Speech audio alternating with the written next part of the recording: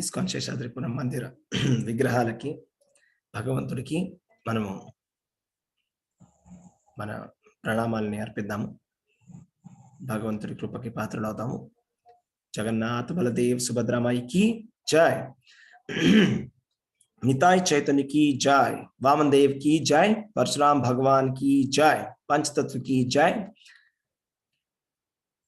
गिरि गोवर्धन की जय. प्रार्थनलो ओम अज्ञानतिमिरान्धस्य ज्ञानाञ्जनशलाकया चक्षुरुन्मिलितं येन तस्मै श्रीगुरवे नमः.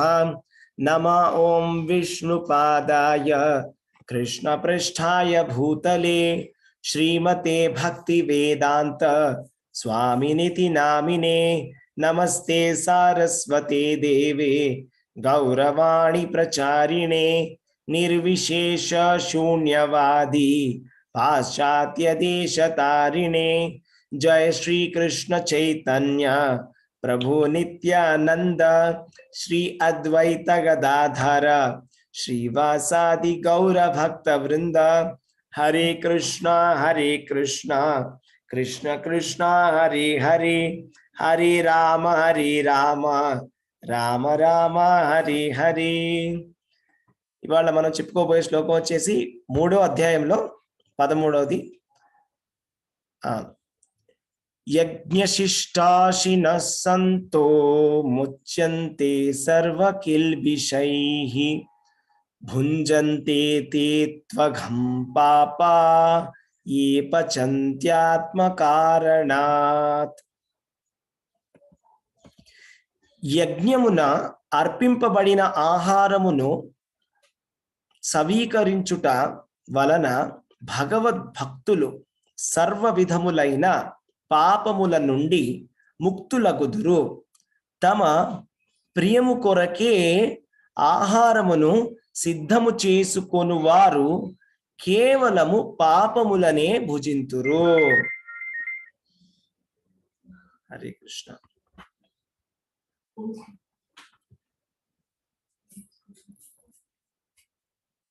ఇవాళ శ్లోకంలో ఏం చెప్పబడిందంటే, కృష్ణుడు ఏం చెప్తున్నారంటే, యజ్ఞములో అర్పించబడిన ఆహారమును స్వీకరించడం ద్వారా భగవద్భక్తులు అన్ని పాపముల నుండి ముక్తులవుతున్నారు. కానీ కేవలం మన కోసమే కనుక మనము ఆహారాన్ని తయారు చేసుకొని కనుక తింటే మనం కేవలం భోజనాన్ని తినట్లేదు, పాపాన్ని తింటున్నాము అని ఎవరు చెప్తున్నారు? స్వామి చెప్తున్నారు. అంటే సాక్షాత్ భగవంతుడే మనకి చెప్తున్నాడు అన్నమాట. చాలా ఇంపార్టెంట్ శ్లోకము అండ్ చాలా స్ట్రాంగ్ మెసేజ్ కూడా ఉంది ఇందులో. అయితే భగవంతుడు చెప్తున్నాడు, దేవాది దేవుడు శ్రీకృష్ణ భగవానుడు స్వయంగా చెప్తున్నాడు. ఏం చెప్తున్నాడంటే, భగవద్భక్తులు ఏం చేస్తారంట, వాళ్ళు భగవంతుడికి అర్పించి వాళ్ళు ప్రసాదాన్ని స్వీకరిస్తారు. అదే కనుక మనము భగవంతుడికి అర్పించకుండా మన కోసమే మనం భోజనాన్ని తయారు చేసుకొని అలాగే తింటే మనం తినేది భోజనం కాదట, అది పాపం అంట. త్వఘం పాపం. అఘం అంటే పాపం అన్నమాట. పాప ఏ పచంతి అంటే ఎవరైతే తింటున్నారో లేకపోతే వండుకుంటున్నారో, ఆత్మకారణాత్. ఆత్మకారణం అంటే నా కోసం నేను వండుకున్నా, అంటే నా కోసం నేను వండుకొని నేను తినేసాను. అలా తింటే కనుక నేను తిన్నది భోజనం కాదు, అది పాపం. చాలా పవర్ఫుల్గా చాలా స్ట్రాంగ్ మెసేజ్ చెప్తున్నారు అన్నమాట భగవంతుడు ఇక్కడ. హరే కృష్ణ. ఇప్పుడు దీని గురించి మనం చర్చించుకుందాం. అయితే ఇంతకు ముందు శ్లోకాల్లో మనం ఇప్పటివరకు చూసిన శ్లోకాల్లో భగవంతుడు ఏం చెప్పారంటే, సృష్టిని తయారు చేసినప్పుడు భగవంతుడు ఈ బ్రహ్మాండంలోకి జీవుల్ని ప్రవేశింపబెట్టినప్పుడు కనుక అప్పుడు దేవతల్ని కూడా సృష్టిస్తాడు భగవంతుడు. అంటే దేవతల్ని సృష్టించాడు భగవంతుడు, జీవుల్ని కూడా. జీవుల్ని సృష్టించడం, సృష్టి అంటే జీవులకు పుట్టుక చావు అనేది లేదు, కానీ జీవుల్ని ఆ భౌతిక ప్రపంచంలోకి ప్రవేశింపబడతాయి. సో ప్రవేశపెట్టిన తర్వాత భగవంతుడు ఏం చెప్పారంటే, మీరు ఈ యజ్ఞాలను చేసుకొని సంతోషంగా ఉండండి. మీకు కావాల్సిందంతా కూడా మీకు దేవతలు ఇస్తారు. ఏ దేవతలైతే భగవంతుడు నియమించాడో సృష్టిని మొత్తం అంత జాగ్రత్తగా చూసుకోవడానికి దేవతల్ని అడ్మినిస్ట్రేటర్స్ లాగా పెట్టాడన్నమాట. సో వాళ్ళందరికి కనుక మీరు కనుక వాళ్ళకి మీరు ఆఫరింగ్స్ ఇస్తే వాళ్ళు మిమ్మల్ని చూసుకుంటారు బాగా అని చెప్పారన్నమాట. ఇది సిస్టమ్. భగవంతుడు పెట్టినటువంటి సిస్టమ్ ఏంటి అంటే, మనకి ఎన్నో రా మెటీరియల్స్ దొరుకుతున్నాయి. మనం ఇంతకు ముందు చర్చించుకున్నాం కిందటి శ్లోకాల్లో. సో అంటే ఇక్కడ దేవతలు మనుషులు వాళ్ళిద్దరి మధ్యలో కోఆపరేషన్ అనేది ఉండాలన్నమాట. అంటే మనుషులు కనుక వాళ్ళు చేసిన కర్మలకి దేవతలు వాళ్ళకి రా మెటీరియల్స్ ఇస్తారు. అంటే ఎలా ఇస్తున్నారు, ఎవరు ఇస్తున్నారు అడిగితే నాకు ఎవ్వరు ఇవ్వట్లేదు, నేను ఏం పాపం చేయలేదండి, నేను నాకు వచ్చిన శాలరీలో ఎవ్వరికి కష్టపెట్టకుండా నేను మంచిగా ఉంటున్నానండి, నేను ఎటువంటి పాపం నేను చేయనండి అనుకోవడానికి అందులో ప్రాబ్లం ఏంటంటే, అందులో ఆ లాజిక్లో ప్రాబ్లం ఏంటంటే అండి, మనం యాక్చువల్గా నిజమే మనం ఎవరిని కష్టపెట్టట్లేదు, కానీ మనము వాడుకునే వస్తువులు వాటికి మనం బిల్ ఇస్తాం కదా కదండి. మీరు ఎలక్ట్రిసిటీ వాడుకున్నారు అనుకోండి, దానికి బిల్ కడతారు కదా, కరెక్టా? ఇంటర్నెట్ వాడుకున్నారు, దానికి బిల్ కడతారు కదా. వాటర్ కనెక్షన్ వాడుకున్నారు, దానికి బిల్ కడతారు కదా. మరి దాని అన్నిటికీ బిల్ కట్టినప్పుడు మరి సూర్యరశ్మిని వాడుకుంటున్నాం, దానికి మనం ఏమైనా బిల్లు కడుతున్నామా అంటే కట్టట్లే కదా. ఇప్పుడు సూర్యరశ్మి ఎవరు ఇచ్చారు అంటే సూర్యుడు, అంటే సూర్యుడు సూర్య భగవానుడు, సూర్యనారాయణుడు అంటే భగవంతుడు నియమించాడు సూర్యుడిని, ఇలా మనకి సూర్యరశ్మి ఇవ్వాలి అని. మనం ఆ సూర్యరశ్మిని వాడుకొని మనం జీవులని బతుకుంటాం. మనం వాడుకుంటున్నాం కానీ వాటిని మనం దేవతల్ని పట్టించుకుంటాం కదా. అలాగే మనకి ఎన్నో ఇవ్వబడ్డాయి. ఇప్పుడు గాలి, వెలుతురు, లేకపోతే అగ్ని. సపోజ్ అగ్ని లేకపోతే మనం వంటలు కూడా వండుకోలేం కదా, కరెక్టే కదా. సో అలాగే మనకి రా మెటీరియల్స్ కూడా సపోజ్ మనం ఫ్యాక్టరీస్లో తయారు చేసి, ఇప్పుడు మన ఏమైనా కూడా ఫ్యాక్టరీస్లో తయారు చేయలేం కదా, భోజనాన్ని ఫ్యాక్టరీలో తయారు చేయాలి కదండి. ఇప్పుడు పొలంలో పండించగలం కానీ బియ్యాన్ని ఫ్యాక్టరీలో ప్లాస్టిక్ రైస్ తయారు చేసి ప్లాస్టిక్ రైస్ తినలేము కదా. సో అదంతా మనకి ప్రకృతి ఇస్తుంది కదా, ప్రకృతి నుంచి వస్తున్నాయి. అంటే వానలు పడాలన్నమాట. వానలు పడాలంటే ఇంద్రుడు కరెక్ట్గా సమయానికి వానలు కురిపించాలి. సో ఈ దేవతలందరూ ఉన్నారు. సో ఈ దేవతలందరికీ మనం సాటిస్ఫై చేయాలి అంటే కనుక భగవంతుడిని సాటిస్ఫై చేస్తే అందరు దేవతలు సాటిస్ఫై అవుతారు. ఒక్కొక్కరిని సాటిస్ఫై చేయడం చాలా కష్టం, ఎందుకంటే చాలా మంది దేవతలు ఉంటారు కదా. ఇప్పుడు ఎవరెవరిని సాటిస్ఫై చేయాలి మనం, కరెక్టే కదా. ఇప్పుడు ఒకళ్ళని సాటిస్ఫై చేస్తే ఇంకొకళ్ళు సాటిస్ఫై చేయకుండా ఉండవచ్చు. లేకపోతే మనం ఒక 5 మందిని దేవతలు చేస్తాం అనుకోండి, మరి మిగతా వాళ్ళ పరిస్థితి ఏంటి, మిగతా దేవతలకు కూడా ఇవ్వాలి కదా. సో అది ఇదంతా కాకుండా సింపుల్ ప్రాసెస్ ఏం చేస్తారంటే డివోటీస్, భక్తులు భగవంతుడికి ప్రసాదం పెడతారు. ఇప్పుడు భగవంతుడికి ప్రసాదం పెడితే అందరు దేవతలకు పెట్టినట్టు అంట యాక్చువల్గా. ఎలాగైతే ఇప్పుడు మీరు ఒక చెట్టుకి నీళ్లు పోయాలనుకోండి, చెట్టుకి మొక్కలకి నీళ్లు పోయాలంటే మొక్కల వేళ్ళకి నీళ్లు పోసారనుకోండి, అన్ని ఆకులకి అన్ని బ్రాంచెస్కి కూడా నీళ్లు అందుకుంటాయి కరెక్ట్గా, ఏ ప్రాబ్లం లేకుండా కదా. అలాగే భాగవతంలో ఏం చెప్పారు, భగవద్గీతలో కృష్ణుడు ఏం చెప్తున్నా అంటే, మీరు ఏం చేసినా కూడా అది నాకు అర్పించండి. మనం కనుక భగవంతుడికి అర్పించామంటే అందరూ తృప్తి పొందుతారు, అందరూ సకల దేవతలు చాలా తృప్తి పొందుతారు అనమాట. ఈ సిస్టమ్ని భగవంతుడు తయారు చేశాడు అనమాట. మనం ఏంటంటే భోజనం వండుకునేటప్పుడు దాన్ని మనం ఎలాగా అంటే దాన్ని భగవంతుడికి అర్పించాలి, నైవేద్యం కింద అర్పించాలన్నమాట. అలాగ భక్తులు చేస్తారంట. భక్తులు ఏం చేస్తారంటే, భక్తులు వాళ్ళు ఇష్టపడరు. సపోజ్ మనం భక్తులు మామూలుగా ఎవరైనా కూడా భోజనం వండేసి ఇదిగో తీసుకోండి అంటే వాళ్ళు జనరల్గా first of all non vegetarian తినరు కదండి. Devotees, Krishna conscious devotees non vegetarian తినరు.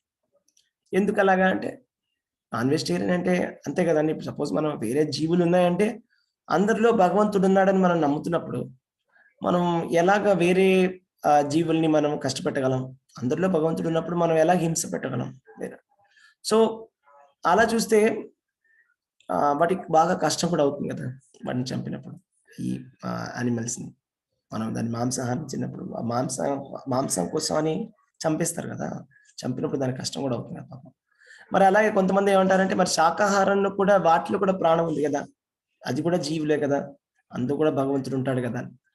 సో అది కూడా నిజమే, ఒక విధంగా ఆలోచిస్తే శాకాహారంలో కూడా పాపం ఉంటుందండి. ఎందుకు అంటే అన్ని జీవులే కదా, శాకాహారాలు ఇప్పుడు చెట్లలో కూడా జీవం ఉంటుంది కదండి. కానీ అంటే మరీ పశువుల్ని చంపినంత పాపం అయితే అందులో ఉండదు, అదైతే ఉంది. కానీ పాపం అనేది మాత్రం ఖచ్చితంగా ఉంటుందన్నమాట. మనం ఏం చేసినా పాపం ఉంటుంది. ఎందుకంటే మన శాకాహారం భోజనం వండినా కూడా మీరు ఆలోచించండి, చాలా సార్లు మనం కూరగాయలు తరిగేటప్పుడు అందులో చిన్న చిన్న పురుగులు చచ్చిపోతుంటాయి.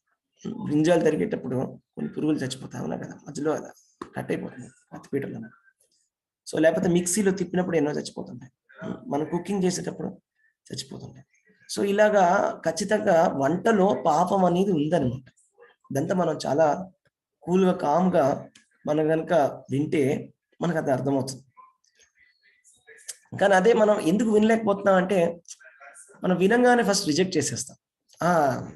ఇది మా వాళ్ళ కాదు, ఇది నా వాళ్ళ కాదు, ఇదంతా ఏంటిదంతా. అలా కాకుండా మన మైండ్ సెట్ మార్చుకోవాలన్నమాట. ఫస్ట్ మనం మైండ్లో ఉండే డిజైర్స్ని కనుక తగ్గించుకుంటే, నాకు అది కావాలి, నాకు చాలా ఇష్టం, నాకు ఇష్టమైతే నువ్వు నా దగ్గర నుంచి తీసుకుంటావు అని అలా ఆలోచించకుండా కామ్గా ఆలోచించి, అలా కాదు కృష్ణుడు చెప్తున్నాడు, భగవద్గీతలో చెప్తున్నాడు, కృష్ణుడే భగవద్గీతలో స్వయంగా భగవంతుడు చెప్తున్నాడు, భగవంతుడే స్వయంగా చెప్పినాడు, మనం వినాలి కదా వార్నింగ్. ఇంత సీరియస్గా చెప్తున్నాడు అంటే భగవంతుడు, మనం వినాలి అని. అప్పుడు మనం కొద్దిగా కూల్గా వినాలన్నమాట. ఓకే, ఏం చెప్తున్నాడో విందాము అని విన్నాం అనుకోండి, యాటిట్యూడ్లో విని కొద్దిగా మనం కనుక కొద్దిగా చాంటింగ్ చేస్తే మనకే అర్థమైపోతుంది, అవునవును కరెక్టే, తప్పేది అని. కొద్దిగా టైం పడుతుంది, అదైతే ఖచ్చితంగా నిజమే. మనం ఒక్క రోజులో మారడం అంటే, కొంతమంది ఒక్క రోజులో మారగలరు, కానీ అందరు అలా మారగలరు నేను ఆశించట్లేదు. అది టైం పడుతుందండి, ఒకరికి ఒక టైం పడుతుంది అది. కానీ మనం ఏంటంటే తెలుసుకోవాలి, భగవంతుడు అయితే మనకి జ్ఞానం చెప్తున్నాడు. ఏం చెప్తున్నాడంటే, ఎవరైతే కనుక వాళ్ళ తృప్తి కోసమని వాళ్ళు వంట వండుకుంటారో, వాళ్ళు కిందటి శ్లోకంలో ఏం చెప్పాడు కృష్ణుడు అంటే, ఎవరైతే దేవతలకి అర్పణలు ఇవ్వటం లేదో, వారికైతే ఎవరైతే దేవతలకి యజ్ఞములో వాళ్ళకి ఇవ్వాల్సినటువంటి ఏవైతే అర్పించాల్సినటువంటి వస్తువుల్ని అర్పించడం లేదో వాళ్ళు దొంగలు అని చెప్తున్నారు. అంటే కిందటి శ్లోకంలోనే భగవంతుడు చాలా స్పష్టంగా చాలా గట్టిగా చెప్తున్నారు అన్నమాట, దొంగలు అని. అదేంటంటే దొంగతనం ఎలా అవుతుందండి, అది దొంగతనం ఎలా అవుతుందంటే అండి, దానికి ఒక మంచి ఎగ్జాంపుల్ చెప్తాను మీకు. సపోజ్ ఇప్పుడు ఒక శాలువా ఉందనుకోండి, ఒక చోట మీరు మీరు ఒక చోటకి వెళ్ళారు, మీరు ఒక చోట ఒక పబ్లిక్ ప్లేస్కి వెళ్ళారు, పార్క్, అక్కడ మీకు ఒక శాలువా కనిపించింది. మీరు ఆ శాలువా తీసుకొని వాడుకోవడం మొదలెట్టారు ప్రతిరోజు. కానీ ఆ శాలువా వచ్చేసి అక్కడ ఆ పార్క్ లో ఉండే ఒక పెద్ద అయింది ఆ శాలువా అక్కడ ఆయన పెట్టి ఉన్నాడు అనమాట, ఏదో పర్పస్ అక్కడ పెట్టి పక్కనకి వెళ్ళాడు, మీరు అది తీసేసుకొని వాడేసుకుంటున్నారు ఫర్ ఎగ్జాంపుల్. సో ఇది కరెక్టా అంటే, ఇది నేను ఎవరికి కష్టపడట్లేదు, నేను నా శాలువా నేను వాడుకుంటున్నాను అంటున్నారు, కానీ అది ఎవరిదని మీరు తెలుసుకోవడానికి ప్రయత్నం చేయట్లేదు. సో అయితే మనము తెలుసుకోవడానికి ప్రయత్నం చేయాలి కదా, ఇది ఎవరిది అని. అంటే మనం వాడుకున్నాం అంటే ఎవరో ఇచ్చారు. సపోజ్ మీరు ఆలోచించండి, మనం పుట్టినప్పుడు ఏదైనా మనతో పాటు ఏదైనా వచ్చిందా, మనతో పాటు ఏదైనా ఆస్తి కానీ డబ్బులు కానీ బ్యాంక్ బ్యాలెన్స్ కానీ ఏమైనా వచ్చిందా మనం పుట్టినప్పుడు మనతో పాటు? ఏది రాదు. అంటే ఇప్పుడు మనం ఏవైతే మన వస్తువులు ఇవన్నీ నావి అంటున్నామో, ఇవన్నీ మనవి కావు కదా, ఇవన్నీ కూడా భగవంతుడే ఇచ్చాడు కదా, అన్ని భగవంతుడే ఇచ్చాడు, ఏది నాది కాదు. వచ్చేటప్పుడు నేను దేనితోటి రాలేదు, అన్ని భగవంతుడు ఇచ్చాడు. భగవంతుడు మనకి ఇస్తున్నాడు కూడా, ప్రతిరోజు ఇస్తున్నాడు మనం చేసుకోవడానికి, నేను ఉండడానికి, నేను నా పనులని నేను చేసుకోవడానికి, నాకు కావాల్సినటువంటి వెలుతురు, నాకు కావాల్సినటువంటి గాలి, నాకు కావాల్సినటువంటి నిప్పు నీరు అన్ని కూడా వసతులు సౌకర్యాలని భగవంతుడు ఇచ్చాడు. అండ్ మనకి ప్రభుత్వం వేరే ఇంకేం వసతులు కావాలో మనకి ప్రభుత్వం కూడా ఇస్తుంది. యాక్చువల్లీ భగవద్గీతలో కృష్ణుడు అంటాడు, ప్రభుత్వంలో ఉండేటువంటి రాజు కూడా కృష్ణుడే అంట. మనకి ఇప్పుడు ఏదైతే ప్రభుత్వం ఉందో మనకి ఇది ఇస్తోంది అంటే అది కూడా కృష్ణుడే, ప్రభుత్వం ద్వారా మనకి కృష్ణుడు ఇస్తున్నాడు, భగవంతుడు ఇస్తున్నాడు. సో మనకి ఏం దొరుకుతున్నాయి, ఎన్నో వస్తువులు దొరుకుతున్నాయి, కానీ మనం వాటిని గ్రాంటెడ్ కింద తీసేసుకున్నాం, అన్ని నావే అని. ఎలా అంటున్నాం అలా మనం అన్ని నావే కదా? సో అలాగా మనం ఎవరిచ్చారు అని తెలుసుకోకుండా ఇది నాదని చెప్పేస్తున్నాం. కాబట్టి కృష్ణుడు అంటున్నాడు, మీరు కనుక రిటర్న్ ఇవ్వకుండా మీరు అలాగా తీసుకుంటే అది దొంగతనం అవుతుంది అని. దొంగతనం అవుతుంది.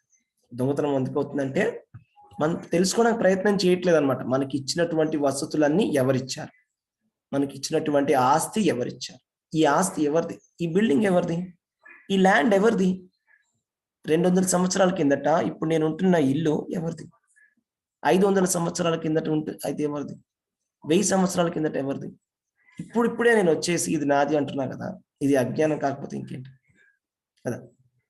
సో మనకి భగవంతుడు ఇచ్చాడు, అండ్ మనకి దేవతలు మనకి కావలసినటువంటి వస్తువులన్నీ ఇస్తున్నారు. వాళ్ళకి మనం రిటర్న్లో దేవయజ్ఞం అనేటువంటి యజ్ఞం, వాళ్ళకి ఉన్నటువంటి యజ్ఞాలు ఏమి ఉన్నాయో ఆ పద్ధతిలో ఒకప్పుడు చేసేవాళ్ళు. ఇప్పుడు ఎటువంటి యజ్ఞాలు నడవట్లేదు. ఇది కలియుగం కదండి. కలియుగంలో ఇవన్నీ కష్టం చేయడం. అన్ని దేవతలకి ఇప్పుడు ఒక్కొక్క దేవతకి ఉంటూ మనం ఇలాగా యజ్ఞాలు చేయడం అనేది చాలా కష్టం, కుదరదు. కాబట్టి కలియుగంలో చెప్పబడినటువంటి ప్రాసెస్ని మనం తీసుకోవాలి. కలియుగంలో చెప్పబడినటువంటి ప్రాసెస్ ఏంటి, కలియుగంలో చేయవలసిన యజ్ఞం ఏంటి, సంకీర్తన యజ్ఞం అనమాట. అదే సంకీర్తన యజ్ఞాన్ని ఇదే శ్లోకంలో భగవంతుడు అదే చెప్తున్నాడు మనకి. ఏం చెప్తున్నాడంటే యజ్ఞశిష్టాసన సంతో, సంతః అంటే సంత అంటే సాధువులు. ఇంగ్లీష్లో సెయింట్ అంటాం కదా, సెయింట్ అనే పదం సంస్కృతం సంత అనే పదం నుంచి వచ్చింది అనమాట.